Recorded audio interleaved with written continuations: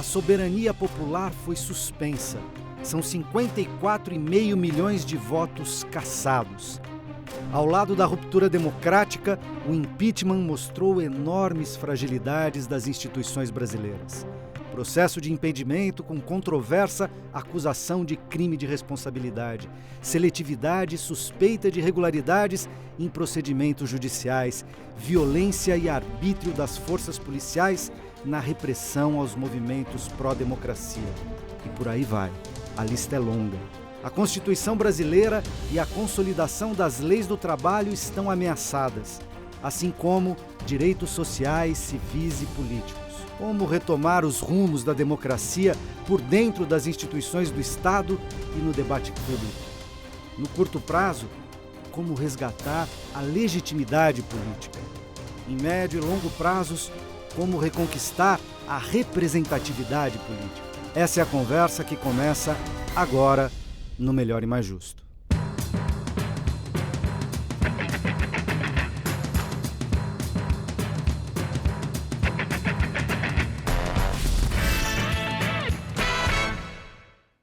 Olá, bem-vindo ao Melhor e Mais Justo. Quais as vias para resgatar plenamente o Estado democrático? Para essa conversa, temos o prazer e a honra de convidar Marcelo Lavener Machado, advogado, ex-presidente da Ordem dos Advogados do Brasil, e Wolfgang Leomar, doutor em filosofia e professor da Universidade Federal de São Carlos. Bem-vindos. Depois do controverso impeachment da presidenta eleita Dilma Rousseff, em semana de cassação do mandato de Eduardo Cunha, mais um raio-x do fisiologismo que impera no Congresso Nacional. Ou seja, entre a eleição para a presidência da Câmara em início de 2015 e a cassação, Cunha perdeu o apoio de mais de 200 deputados. Ontem, em coletiva, a força-tarefa da Operação Lava Jato, representada pelo Ministério Público Federal, apresentou denúncia contra o ex-presidente Lula, a ex-primeira-dama Marisa Letícia e mais 6 pessoas. Em discurso considerado político, o coordenador da Força-Tarefa, procurador da República, Deltan Dallagnol, ocupou grande parte de sua apresentação para levantar uma série de hipóteses e deduções e, baseado nessas ilações, fazer a acusação sem mostrar provas. Em uma coletiva à imprensa, que ocorreu logo depois da apresentação, questionado pelos jornalistas, outro integrante da Força-Tarefa, o procurador Roberson Henrique Pozzobon, afirmou: "Não temos como provar, mas temos convicção." Essa afirmação não seria estranha para fundamentar uma denúncia judicial?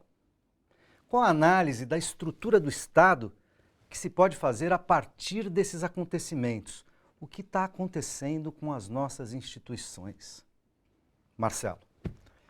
Na verdade, não é um período bom para a República e para o Estado democrático do direito, este que nós estamos vivendo. Nos consola um pouco saber que sinais semelhantes a esse encontramos em alguns outros países do mundo. Há uma crise de representatividade, a democracia representativa, que é a base da República, não é? O poder soberano do povo que elege os seus governantes, que elege esses deputados, que elege estes senadores e que elege esses integrantes do Poder Executivo, esta soberania popular que em algum tempo entendíamos, professor Wolff, que era a unção de que tínhamos uma democracia. Se eleitos, os representantes estão integrados naquilo que nós consideramos que é uma democracia. Mas já há algum tempo que esse conceito faz água, que ele mostra grandes brechas, grandes fissuras, e no nosso país, neste momento, que é um momento de crise, um momento com dificuldades econômicas, nós que imaginávamos que tínhamos uma democracia mais ou menos sólida, mas tudo que é sólido desmancha-se no ar, não é? E o Bauman diz também que agora estamos vivendo uma sociedade líquida, não é? Então, nós vimos que as nossas instituições, nesta crise, não resistiram, né? Em vez de crescerem, de se cada vez mais se tornarem respeitadas e mostrando a eficácia trilogia de poder executivo, poder judiciário e poder parlamentar, não é? Poder legislativo. Então, infelizmente, o teste resultou negativo e nós, de fato, estamos precisando de recompor, de refazer estas instituições, Poder Judiciário, Ministério Público, o Parlamento do país, não é? Para que possamos voltar a ter uma democracia mais ou menos estável, o que não acontece no momento. Wolff, do ponto de vista da filosofia política, né, como ler uma estrutura de Estado que a gente supunha que com 30 anos de democracia tivesse alguma resiliência e que diante de um conjunto de ataques, de um conjunto de variáveis, que também não é a primeira vez em muitos lugares no mundo e sempre quando se perpetram golpes, o pretexto é o combate à corrupção, etc. Mas esse componente, né, esse conjunto de variáveis que vem da Lava Jato, que vem da eleição de 2014, que vem da crise econômica internacional e também de erros de condução de política econômica do governo, no primeiro governo da presidenta Dilma Rousseff.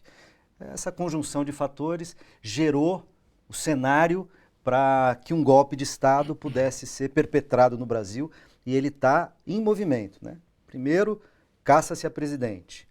Agora, tenta-se criminalizar um partido político, o maior partido político progressista do Brasil, e o seu principal líder para evitar concorrência em 2018. Como ler essa situação das instituições no Brasil? Pois é, é preciso tentar entender por que a democracia está sob ataque. A democracia no Brasil está sob ataque porque há poderosos interesses na sociedade brasileira que são incompatíveis com a democracia, que têm interesses que a democracia coloca em xeque, não é? E a democracia foi a grande vencedora, digamos, desse período dos governos do PT. Eu gostei muito há pouco quando o ex-presidente Lula disse na sua entrevista, quando se falou sobre a Venezuela, que ele estava ali não falando do Chávez, mas ele estava ali defendendo a democracia, né? Então, aqui eu acho que nós estamos num ponto fundamental. É isso que incomoda nesse governo findo, com esse golpe desfechado na ex-presidenta Dilma, é que o poder foi fruto da prática democrática, né? Agora, esses interesses que são incompatíveis com a democracia, não podem, evidentemente, confessar isso, porque é interessante isso. Tradicionalmente, as classes populares eram tidas como as classes perigosas, que são aquelas onde se trama a revolução, o golpe para dar o poder aos trabalhadores. Hoje em dia, esse discurso não pega mais, porque se ganhou com a democracia. A mesma coisa aconteceu no Chile, do Allende. Não é? Então, é preciso construir uma outra narrativa em relação às classes trabalhadoras que conseguiram atingir o poder federal no Brasil via democracia. O governo, né? E essa narrativa está sendo cuidadosa e meticulosamente trabalhada desde o início do governo Lula, né? E hoje ela tem uma grande diretriz, que é o combate à corrupção. Ela precisa ser levada em frente nessa direção para justificar o ataque à democracia. A ruptura democrática precisa ser legitimada, ela é legitimada por essa via. Agora, você apontou... Então, desculpe eu só interrompê-lo. Então, por exemplo, quando nessa acusação ao ex-presidente Lula se diz não há provas, mas há convicção, a convicção é isso, ou seja, eu estou convicto da minha narrativa, eu estou construindo uma narrativa. E a narrativa é essa. Essa narrativa dominante, é isso que eu queria... Isso. Ela, de certa maneira, convenceu a sociedade, pelo menos uma boa parcela da sociedade brasileira, ela responde a interesses Eu estou fazendo essa afirmação, porque você diz o seguinte, a democracia, quando exercida de fato, ela fere ou pode ferir certos interesses poderosos no Brasil. Mas ela feriria sempre, não só agora, depois de 30 anos. Então, por que a plutocracia, por que o rentismo, por que aqueles que têm interesses que podem ser contrariados pela democracia não se rebelaram antes? Porque não conseguiram? Ou porque imaginavam que o verniz do rodízio no poder, né, de ganhar uma eleição, perder outra e tal, não os ameaçaria, na medida em que um partido progressista, uma coalizão de centro-esquerda, digamos assim, faz 4 vezes o presidente da República, quer dizer, seriam 16 anos, começa a preocupá-los no sentido de uma inversão na correlação de forças no Estado brasileiro? É isso que você está dizendo, efetivamente? Eu acho que é isso, né? Quer dizer, nas últimas eleições, a vitória foi apertada e eles esperavam ganhar, né? E aí eles esperavam ganhar em termos democráticos, mas de uma grande manipulação da opinião pública, mas não com medidas antidemocráticas claras como as do golpe. Não é?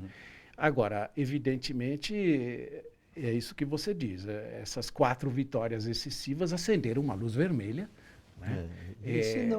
E se antes desse período não houve movimentos semelhantes, e até houve, cada vez que um governante brasileiro, o presidente da República, afeta uma preocupação e um cuidado com os setores mais desfavorecidos, é o caso do Getúlio, é o caso de João Goulart, e agora é o caso da Dilma. Então, quando o ex-presidente Lula diz ao presidente Chaves que ele não está ali preocupado em defender o presidente Chaves, mas está preocupado em defender a Venezuela. Mas não é a Venezuela enquanto país, é a democracia que se quer proteger. Muita gente que lutou contra o golpe denominado de impeachment, muita gente, né, lutava contra esse golpe, não porque fosse do PT, ou porque fosse de esquerda, ou porque fosse amigo da presidenta Dilma, mas estavam ali defendendo a democracia. E defendendo a democracia, naquele momento, e neste momento, significa defender um projeto de inclusão social que este governo, bem ou mal, como todo governo, com defeitos e com virtudes, mas com o norte, que nunca houve antes, desde Pedro Álvares Cabral. Então, é a defesa deste projeto de inclusão, é a defesa de um país em que se diminua a desigualdade. E isso é extremamente ameaçador, não é? E já basta, 12 anos já foi demais, já engolimos demais essa gente. Não é? Olha aí, o pessoal está crescendo, né? Está mudando de uma categoria menos favorecida para uma intermediária. Onde é que vai chegar isso? Não é?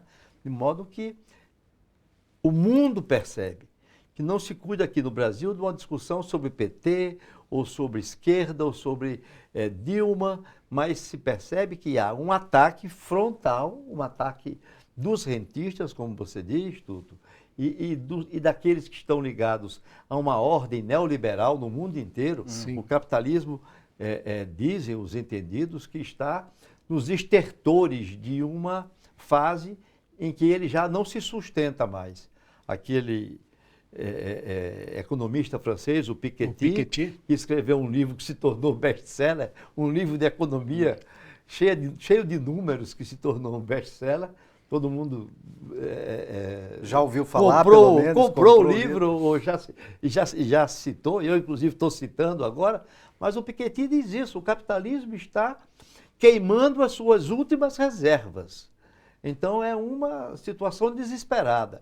E o que o governo do presidente golpista está fazendo queimando as últimas reservas de petróleo, da Previdência Social, dos direitos dos trabalhadores, para ver se sustenta num regime que se torna cada vez mais insustentável. E nós temos que contribuir para ter um outro mundo, construir e dizer que um outro mundo é possível que não seja esse. Então, deixa eu já botar, eu tenho aqui perguntas dos internautas que estão nos assistindo pelo Facebook.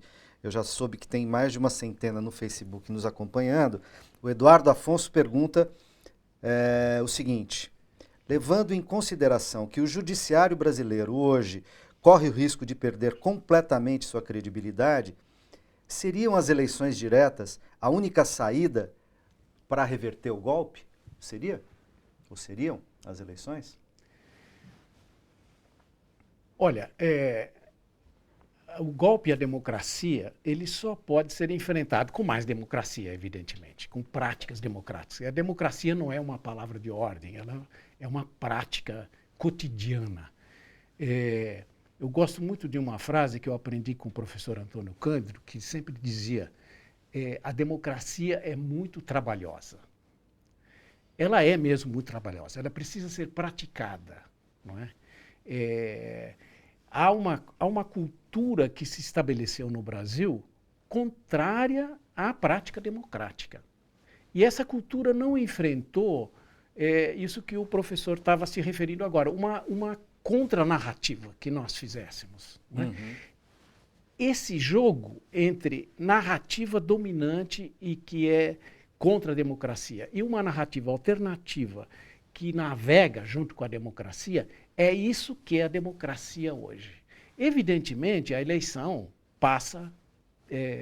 ela faz parte desse complexo, mas eu acho que não só a eleição precisa ser acompanhada no Brasil de iniciativas que coloquem na população a clareza de perceber que o Estado, sob a forma em que ele se encontra hoje, ele pode ser um meio que avassala um pouco a democracia a certos interesses. Nós precisamos de uma reforma do Estado.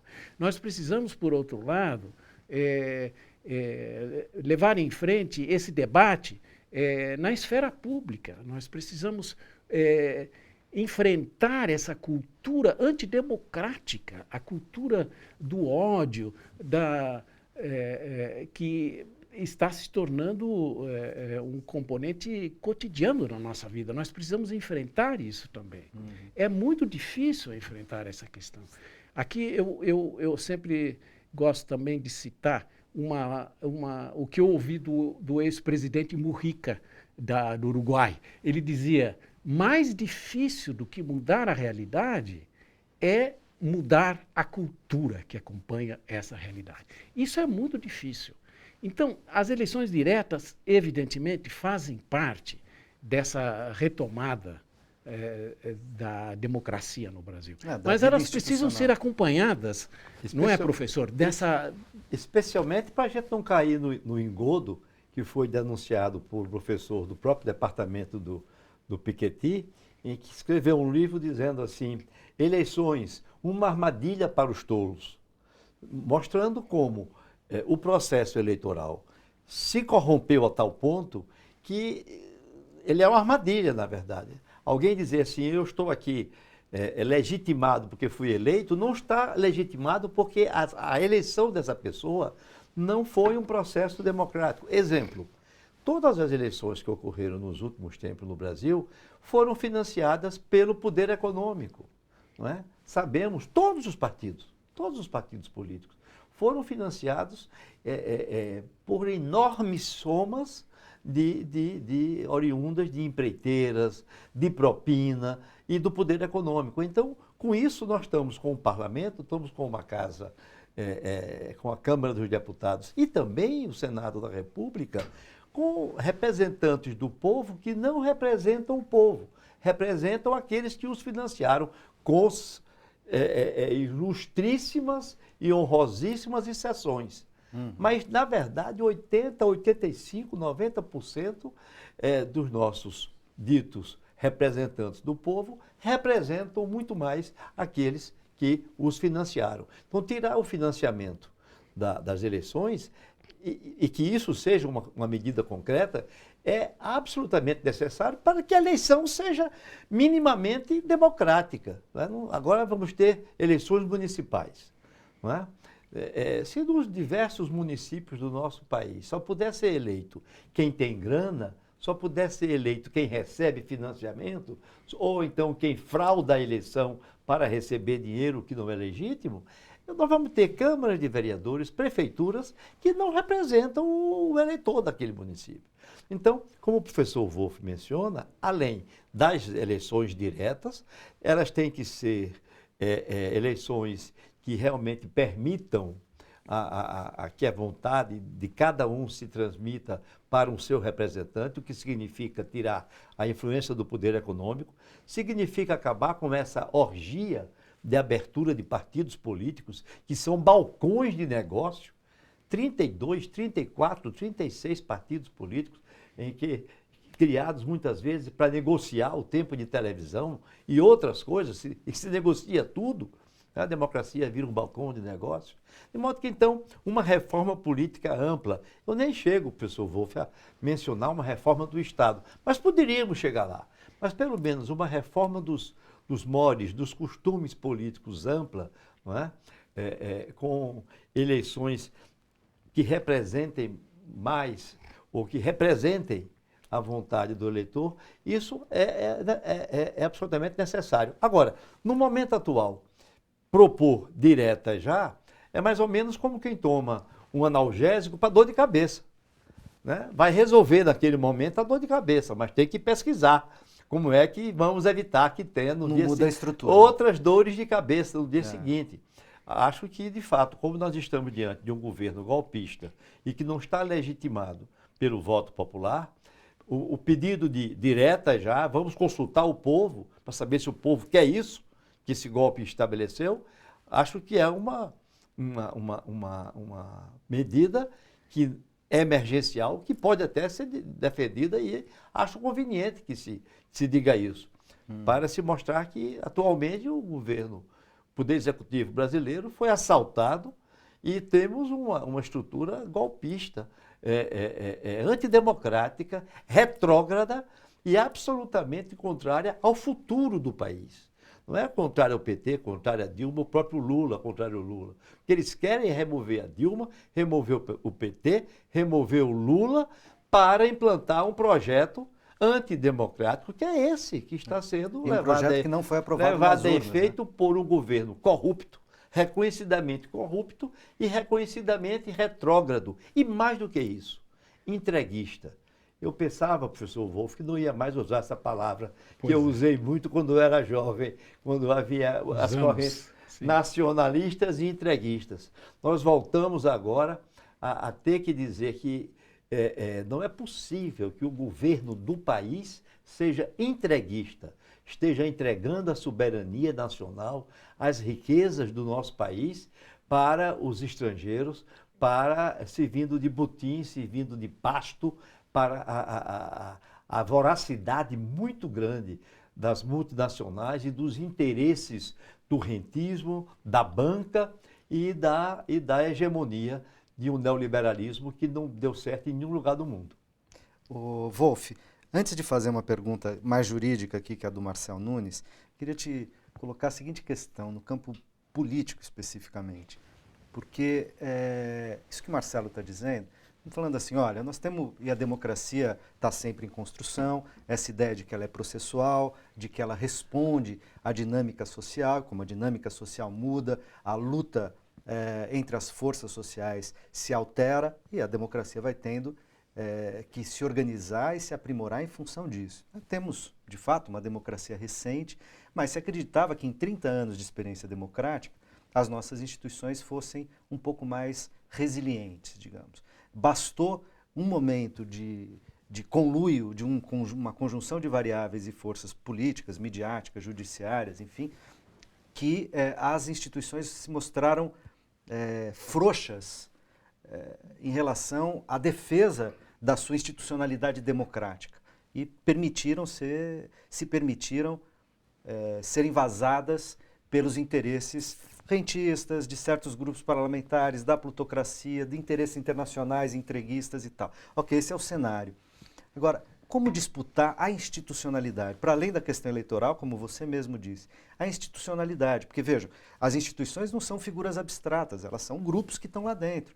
Estão no Ministério Público Federal, né, estão na Polícia Federal, estão nas estruturas do Judiciário, nos municípios, no Estado, na Federação, nos vários níveis, estão no Poder Legislativo, também nos vários níveis, no municipal, estadual, no federal, e estão no Executivo, tá certo?